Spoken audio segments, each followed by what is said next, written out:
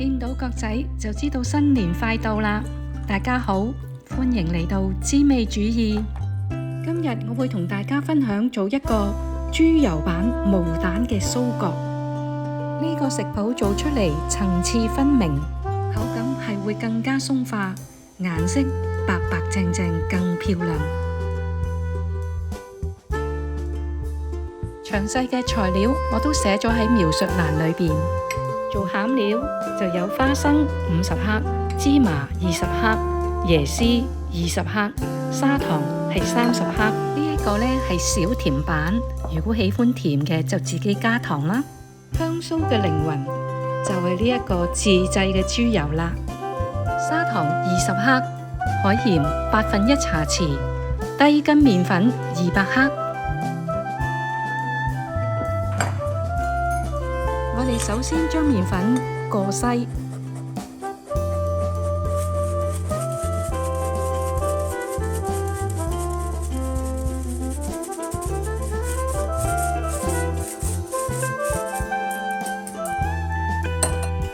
加入砂糖20克，海鹽1/8茶匙，跟住就將佢哋攪勻一下。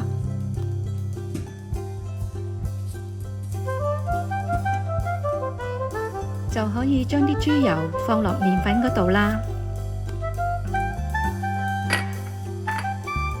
用手指將麵粉同埋豬油搓搓擦擦，搓成佢好似麵包糠咁就得啦。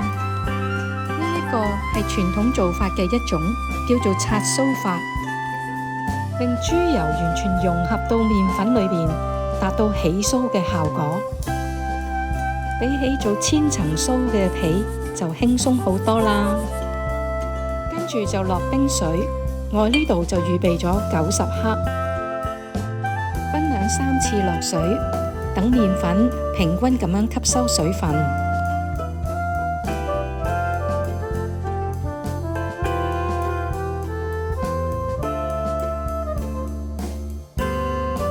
猜到麵粉成團，表面唔使太光滑。好似咁樣唔黐手唔黐盤就得啦，然後就用保鮮紙包住，放入雪櫃鬆弛1小時。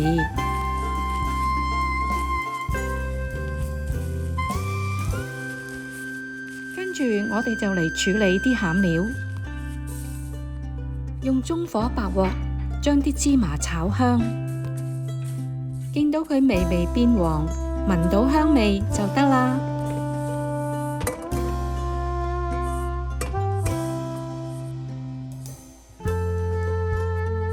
跟住就轉小火，將啲椰絲都一樣炒香佢。好快你都見到啲椰絲變咗微黃，你就可以潷起佢啦。花生我就預先用焗爐用150度焗咗佢25分鐘，而家可以去衣。睇下用個筲箕仔去衣真係好方便。倒入呢個迷你攪拌機，撳1、2下就打碎咗啦。跟住就將啲芝麻、椰絲、花生同埋砂糖倒埋一齊，攪勻佢，咁個餡料就做好啦。其實個餡料都好簡單，如果你喜歡其他嘅果仁嚟代替花生都一樣得㗎。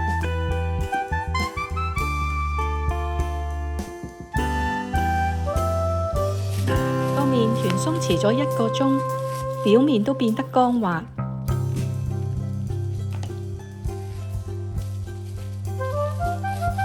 將個麵團分開2份，我哋嚟睇下個橫切面，都見到一層層啦。跟住就將個麵團推薄，推到2至3毫米厚。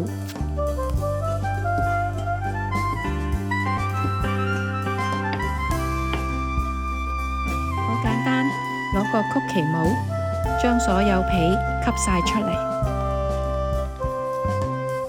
呢啲周邊嘅皮呢，我哋就用保鮮紙包起佢先，最後先處理。攞起塊皮，用指尖輕輕推薄邊皮，成一個窩形。加咗餡料，包出嚟個角仔就會靚好多，形狀就好似個錢包咁脹卜卜。跟住就捏緊條邊，大約需要半厘米，用指尖前後咁捏緊，就唔會爆口㗎啦。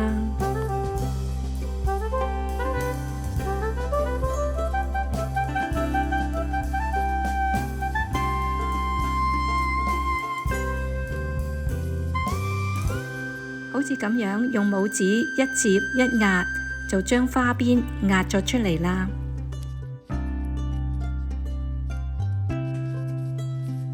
睇下幾靚，脹卜卜。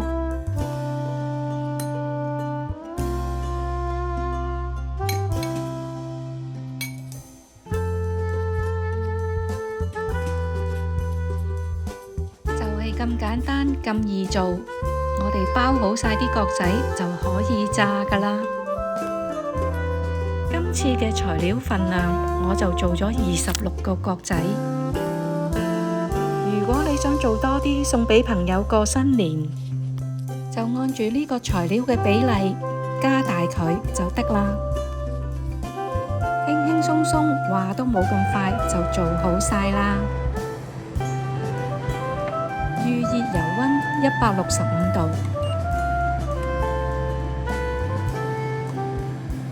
呢個油溫啱啱好，可以放角仔啦。一次唔好放入太多角仔，10隻8隻就好啦，因為會即時降低油溫。要保持油溫喺160度至165度，炸5至6分鐘。見到啲大泡炸到變成小泡，啲角仔就差唔多㗎啦。